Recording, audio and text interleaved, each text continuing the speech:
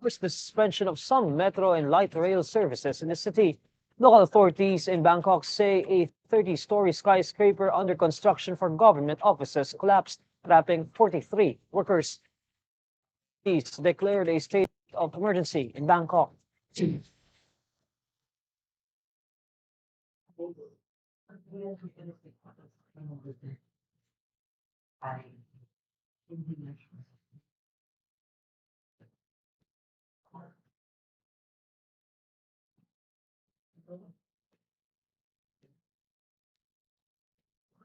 All right, team, we're transitioning to Flack, but tasks are still going to be on Bullfrog. Did nobody see my poppycock post?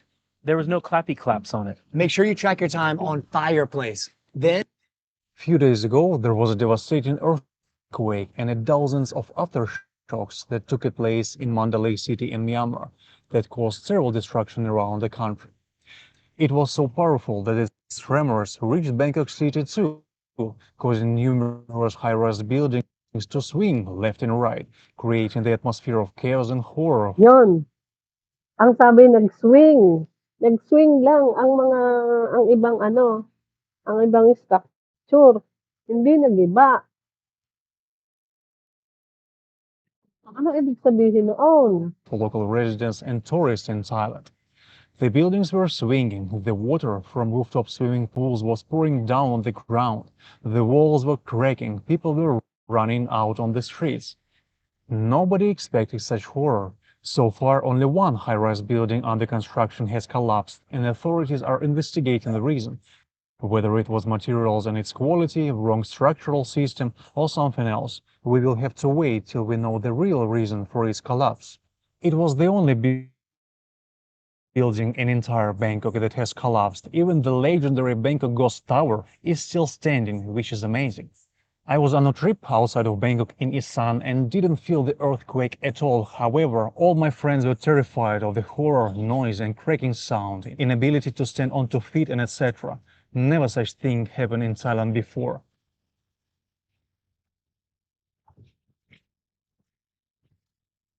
So I canceled the trip and decided to come back to Bangkok to see if the condo is still standing and to answer the major question for myself and for many of you. Is it safe to be in Bangkok? Because people are asking me whether they should cancel their flights to Bangkok, whether they should come to celebrate Songkran, Thai New Year, which is coming this month.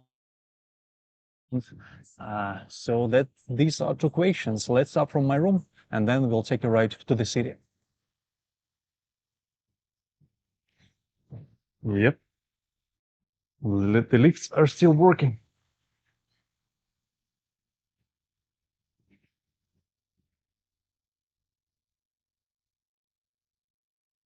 That is a very common scene in many condos around Bangkok, because this is just gypsum boards, which are very easy to break. There is not supposed to be any force pressed on them, which is why they're very easy to break. But this is nothing. This is really nothing, just gypsum boards. Yeah, here as well, just plaster.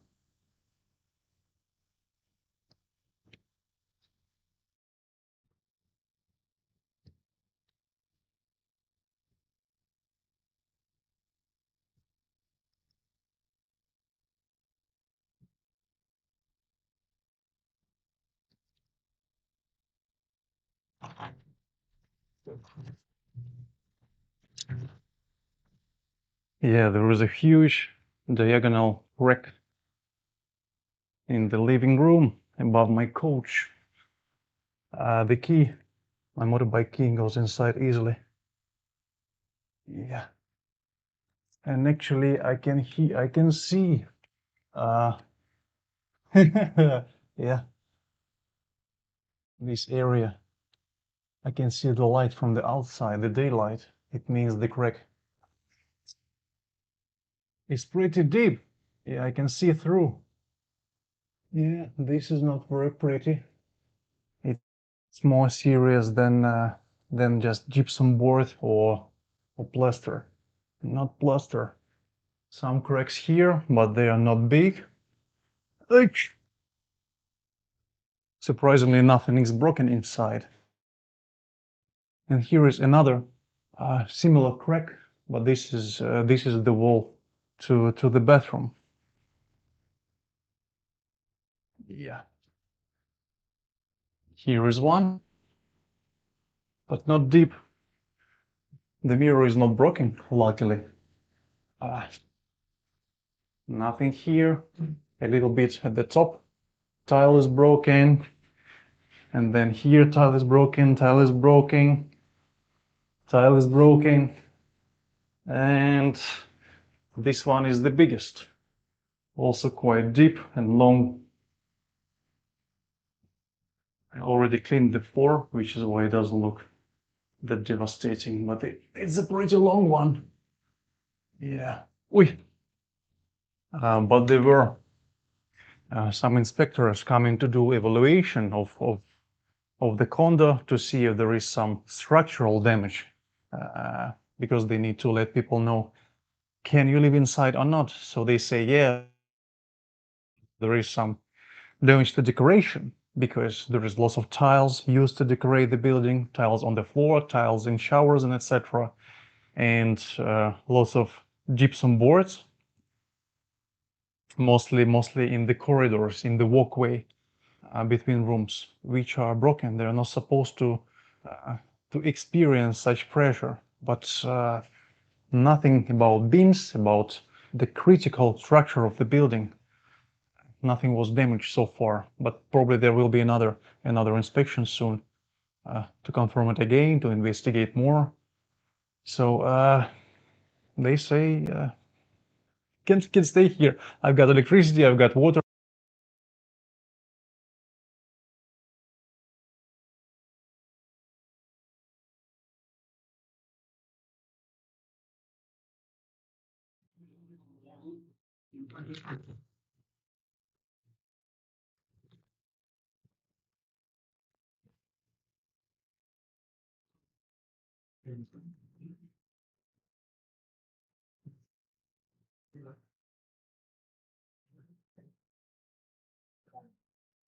Hello, iba na yata ang dapat.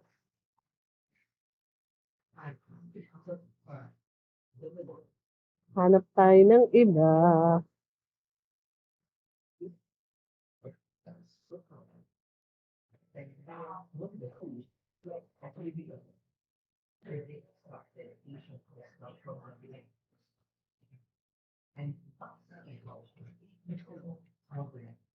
Okay, it is very alarming. Pero today, wala naman daw mga aftershocks sa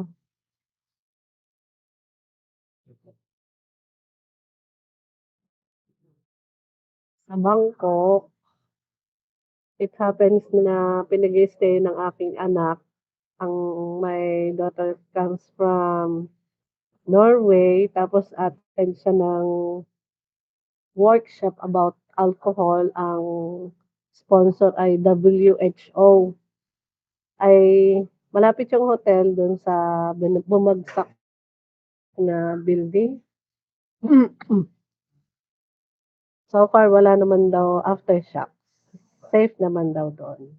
Now, hanggang Sabado siya. So, Thursday, Friday, Saturday. 3 days more. Tapos babalik na uli ng Norway.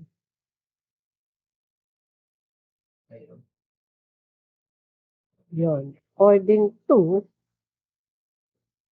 my daughter. Okay. Balik tayo sa ating column.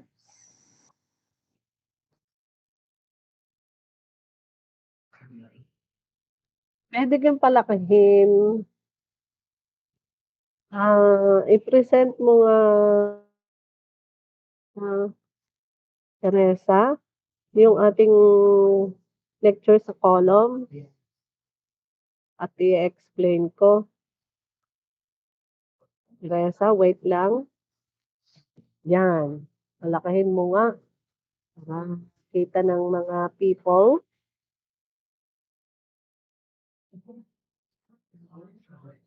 Okay? Okay na yan?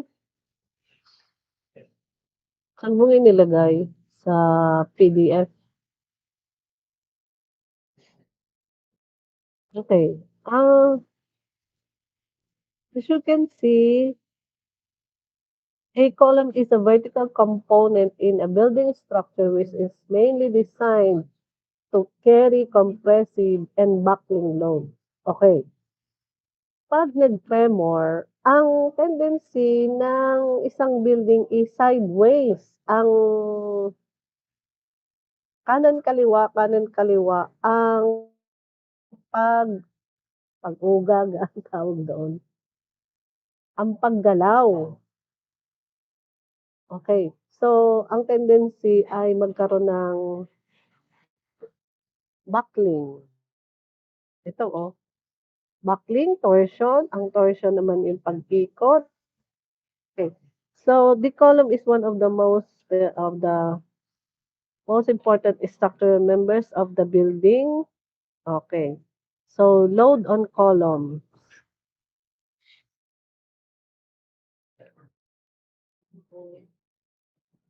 Beam and slab. Number 1, column, self-weight, number of floors. Number 2, beam, self-weight per running meter. Number 3, load on walls per running meter. Walls. Number 4, self-weight. Besides this above loading, the columns are subjected to bending moment that have to be considered in the final design. Okay. So, for the load calculation on column, ano ang weight ng concrete? 2,400 kilograms per cubic meter. And that is equivalent to 240 kilonewton, and the self-weight of steel is around 8,000 kilogram per cubic meter. So, let us assume a column size of 200 by 600 millimeter. Very conservative pa rin ito kasi 1% lang ang steel. Normally kasi 1.5% ang steel na ginagamit natin. And 3 meters of standard height, the self-weight of the column is around 1,000 kilogram per floor, which is equal to 10 km. Okay, so halimbawa, per column lang yan ha, per column. 1,000 kilogram per floor. Okay. Ay, so ilang column sa isang building? O, doon sa inyong mga assignment, doon sa inyong mga project, ilan ang columns ninyo?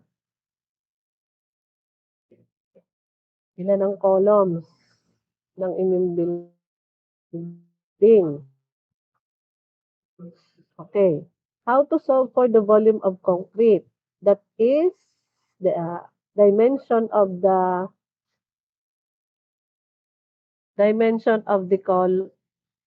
column, 0.23 by 0.6 by 3. 3 is the height of the column. Ano?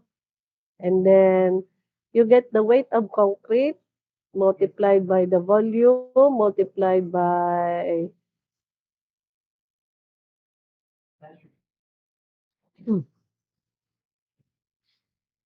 yun, yung 2,400 kilograms per cubic meter. So, you get the answer, 993.6 kilograms.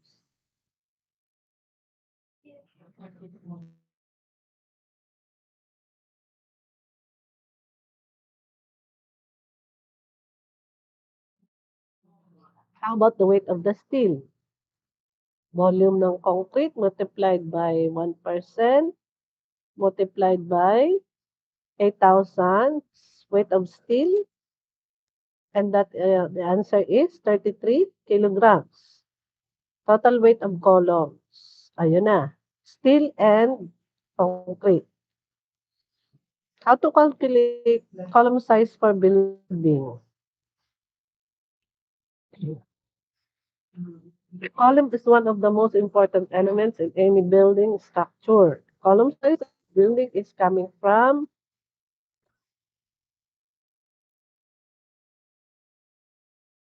calculated the first load coming on the column from the superstructure.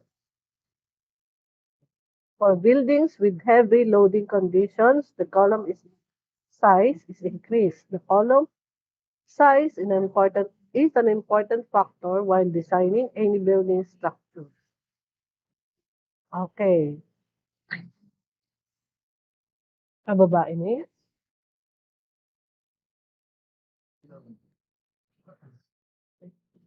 Okay, so we have the grade of steel, the grade of structure, and then the factor load of on column. Okay, this is an example.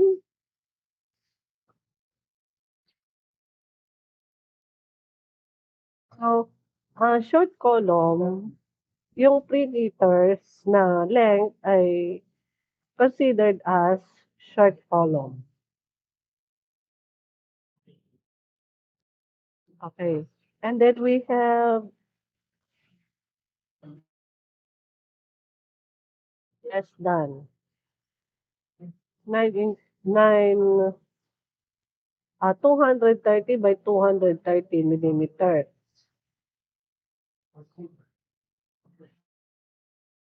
Okay, but the architect insists that you have that they will use 200 mm.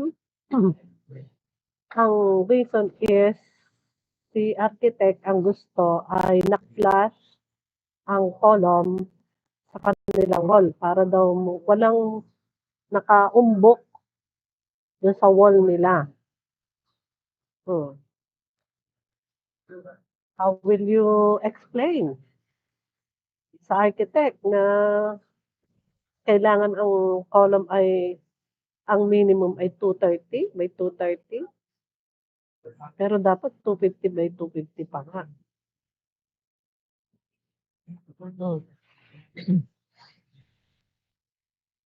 Okay, so the following are column design calculation steps to decide the size of the column for the building. Okay, so the actual load on column, compressive strength of the concrete, the area of the concrete, yan. Hanggang dyan, ASC is the area of steel reinforcement. Okay, where AG is the gross area of the column. Yan.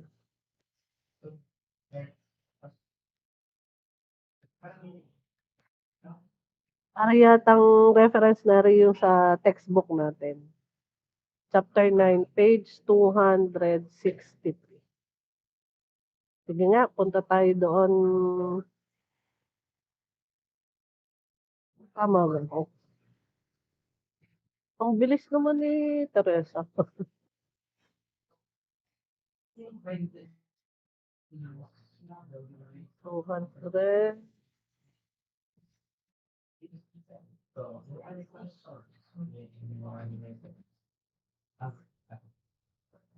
Layo pa. No, 62.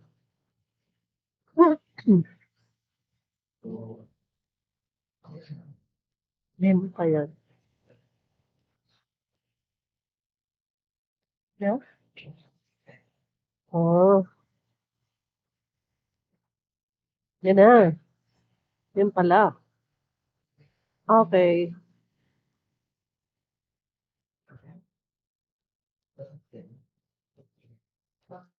O yan ang mga types ng columns. 3 categories: short, compression, blocks, or pedestal. Short, reinforced, concrete column. Yan. And then long or slender reinforced concrete column.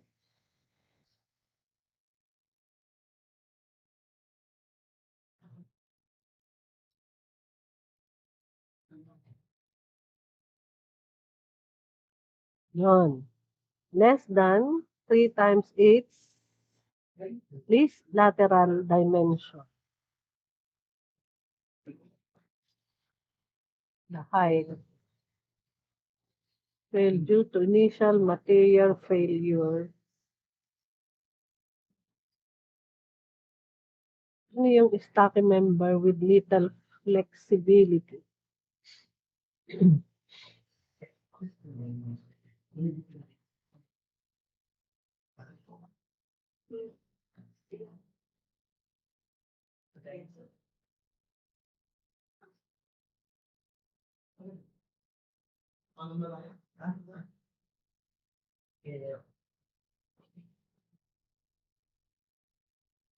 Ah, makulay ang daigdig talaga nito si Teresa.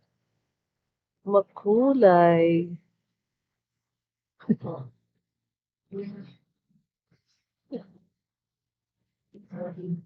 Ito tayo sa sample problem. Yun, secondary. Ano tawag doon? Types of columns. Square, rectangular, meron pang spiral. Yan. Tied or spiral columns. Square and rectangular shapes are commonly used.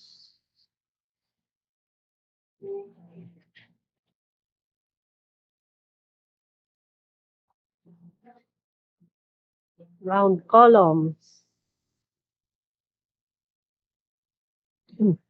Sa mga malalaking establishment, circular columns, round columns ang ginagamit. Lalo na yung mga nasa inner, yung mga inner columns.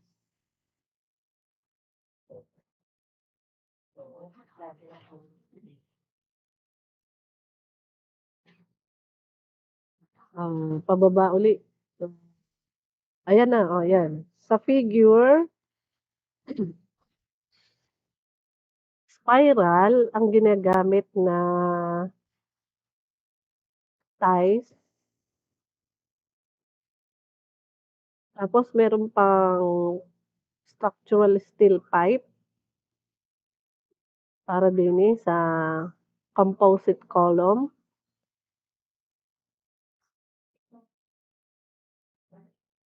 Okay, tapos may shell, tinatawag. O, babayining. Yan. Pag nilalagyan ng formworks, column forms. Axial load capacity of columns. Composite columns. Composite columns ay may steel and concrete. Kaya tinawag na composite. Concrete at saka steel ang laman. Okay, axial load capacity of columns.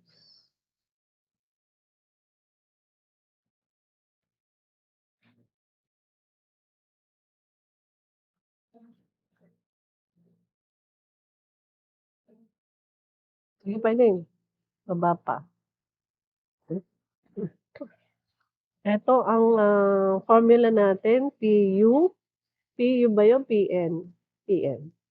P sub N is equal to 0.85 FC prime multiplied by AG minus AST. Area of concrete minus area of steel plus FY. Yan, di ko ngayon mabasa yun. Alisin mo muna ang ano. Yun, area of steel. Fy multiplied by area of steel. Oh. Okay. failure of tide and spiral column. Madaming factors yan. Baba natin. Labang nakalista ng mga factors. Yan.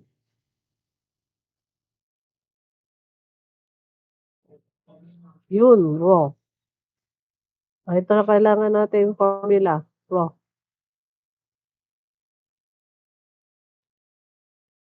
Raw.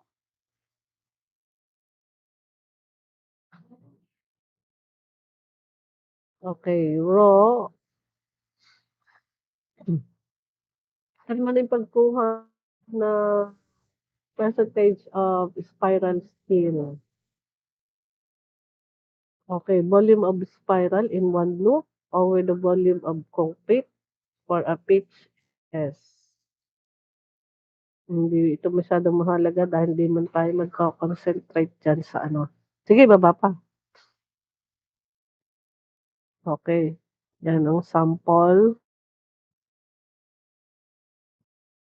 ng pitch para sa spiral column. Okay, baba. Then we have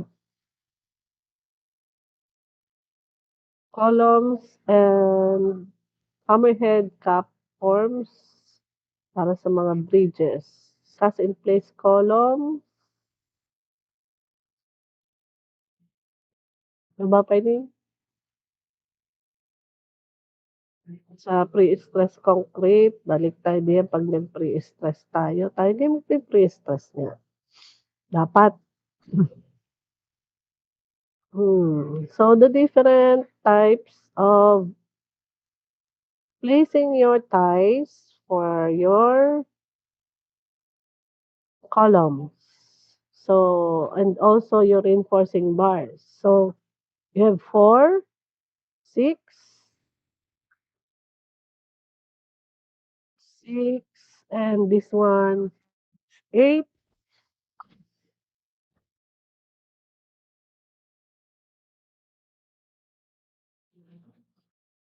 Okay, and then you have here 6, pero ang kanyang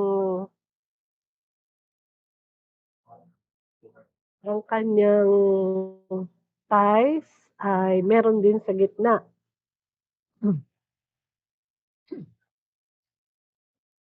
So that is the different types of tie arrangement. Okay. So pagka ano kayo ng inyong thesis, nagawa ng thesis, please refer to this arrangement. Okay? So kailan ginagamit yung may diagonal at saka itong mayroon sa gitna? Pag malalaki na talaga ang columns ninyo. So you can start with 400 by 400 mm. Yan, kailangan na may ganyan na. Okay. So, doon sa mga 300 by 300, yung nasa taas, pwede pa yun. Pag 8 ang rebars. Okay, baba tayo.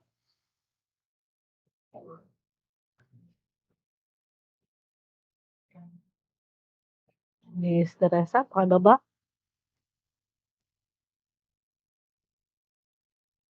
Okay. Meron tayong fee. Sige, baba. 190. Oh, yan. Ang design formula natin for spiral column, P multiplied by P maximum. Hindi, nasa baba na yung aking binabasa. Yun, 0.85 P multiplied by 0.85 FC prime multiplied by AG minus AST, area of concrete minus area of steel plus. Nako, you will memorize this, remember this. formula or else you will suffer. Okay. Ayan, thank you. Ayan. For spiral column, where phi is 0.75. Pero pagka naman tide column, 0.8. Okay. Baba tayo, baba. Ano gayon? Ba't may heart? Pero red naman. For tide columns, P is 0.65. Eh, ano yung nandun sa kabila? 0. Ano? 0.8.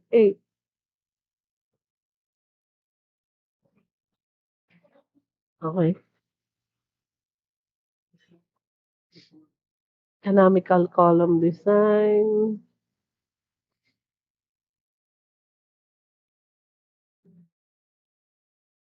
So, meron tayong high strength. May mga grade.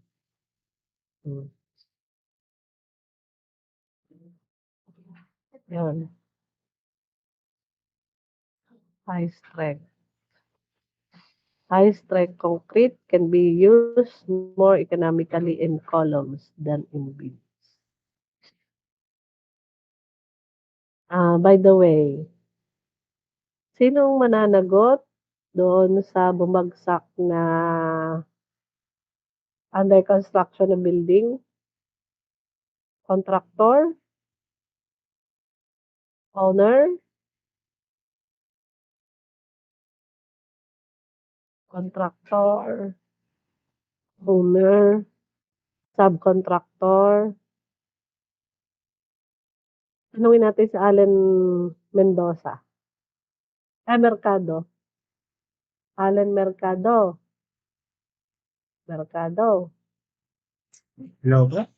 Oh, Narinig po. nagot doon sa bumagsak na building. Ang nananagot po dyan is most cases po naman po is yung designer or din po yung contractor. So po sila po yung naka-stated po ng plans po ng building, and since hindi na nalampasan dun sa parang lifespan po ng 15 years, so mananagot po designer or yung contractor. Okay. Ay halimbawa, hindi nila sinunod yung nakalagay doon sa plano. Ang contractor ay nagmaalam. Na natin sundin normally ito ang ginagawa natin kaya ito na ang gagawin natin. Okay. So, ibig sabihin si engineer, yung nag-design, liable pa rin kaya? Hindi sinunod ni contractor ang nasa plano? Gumawa siya ng kanyang alam? So, sino mananagot? Contractor o yung ano?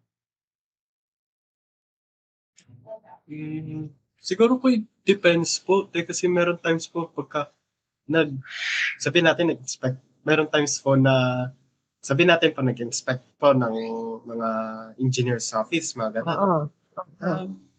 Meron times po, so kung magbabago ang contractor, tapos yung contractor naman hindi po makita po yung pagbabago, minsan lang po, ang parating lang po talaga is nasa designer po. Pero pagka yung inspection naman po nun is meron nga po nagbago and yun ay galing po sa contractor, then siguro naman po nasa contractor na po yun. Okay, tama.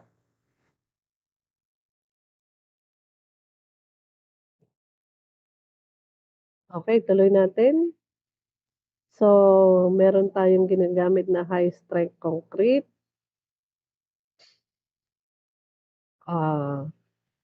90,000 PSI. Sige, baba pa ining. Yun. Grade 60 ang reinforcing bars. Grade 60. for best economy in the column. Then grade 75 for better quality for high-rise structures. Okay.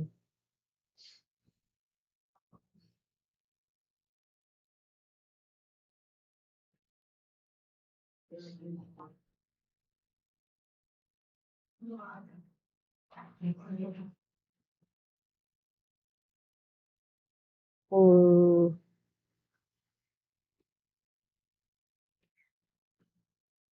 Ano ba pagka tied column or square column? High strength.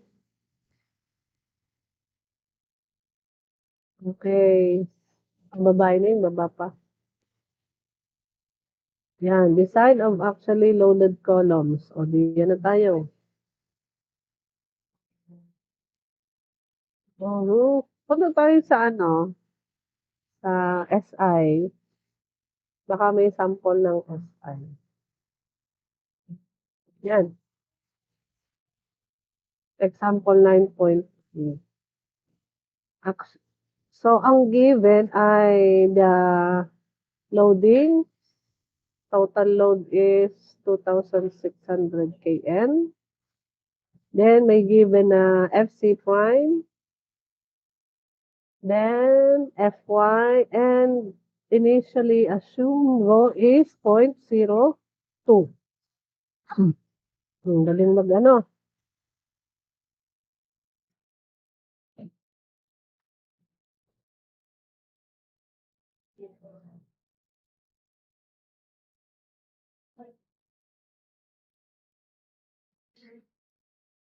Madaling mag-solve. Basta, memorize lang ang formula. Okay. Kuha agad ang area ng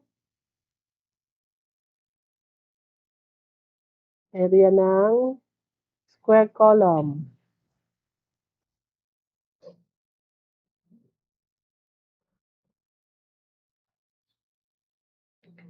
Now, what is that 0.02 AG? The area of your steel. Oh. Ang laki naman din ang area ng steel, 0.02 AG.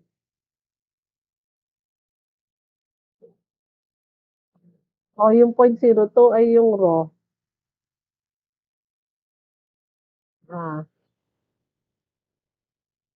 Tama si J. 0.02 ay AG. Raw. Kasi ang raw is AG over AS over AG. Ang raw. Oo. Tama ga ako. Ang formula. AG is equal to, sulat mo nga, Teresa. AG is equal to rho. Rho is equal to AS over AG. Rho is equal to AS over AG.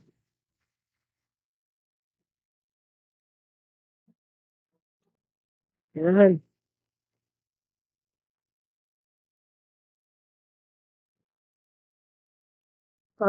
Thank you so much. Okay. Selecting for the longitudinal bars for our rebars.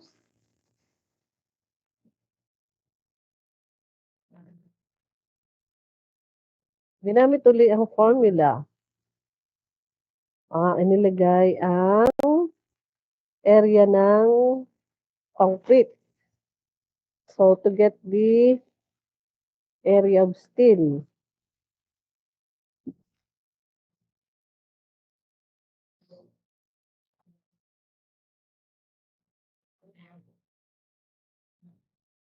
So, 629,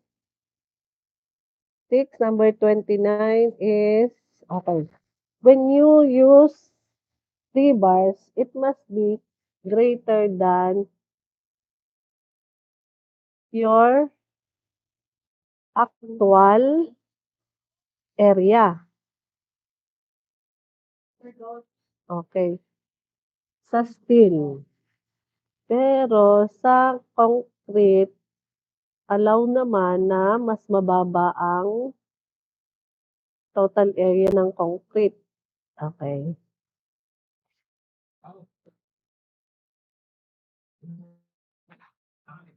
Use rebars greater than the actual area. Okay, next. So, you are using 10 mm diameter tiles.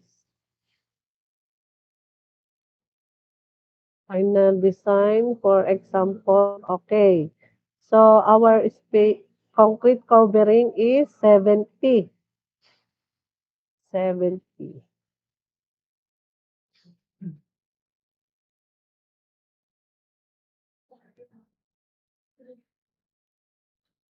So, you can draw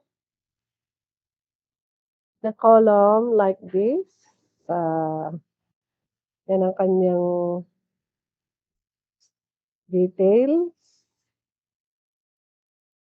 So, 140 plus 260 is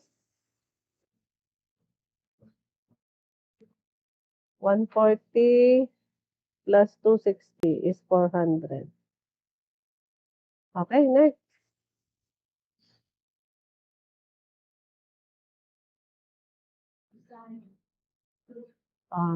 Baba pa ining, dun tayo sa problems to be solved by people of the Philippines. Tatlo lang. So, you can solve these 3 problems and then we will discuss later at anong oras uli ang ating klase? 12. Okay. Solve muna ito sa inyong notebook. Solve sa notebook. 3 problem.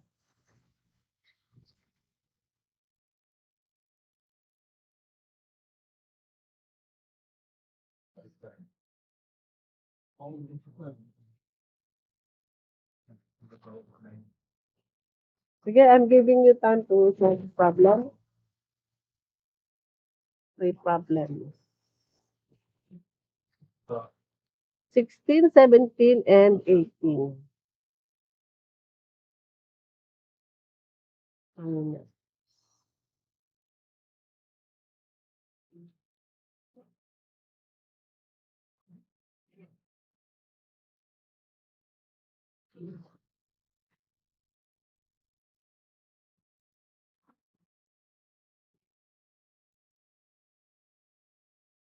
Thank you, Teresa, for the presentation. Okay na. See you mamayang 12 baga ulit klase natin. Okay.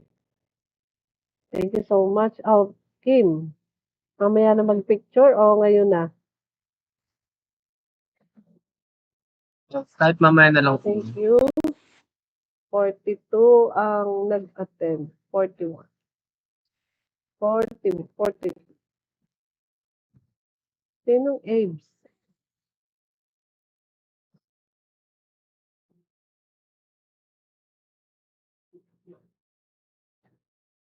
Okay. Gutom na ako. Magsalbo na sa notebook. Okay. Thank you. Bye muna, bye.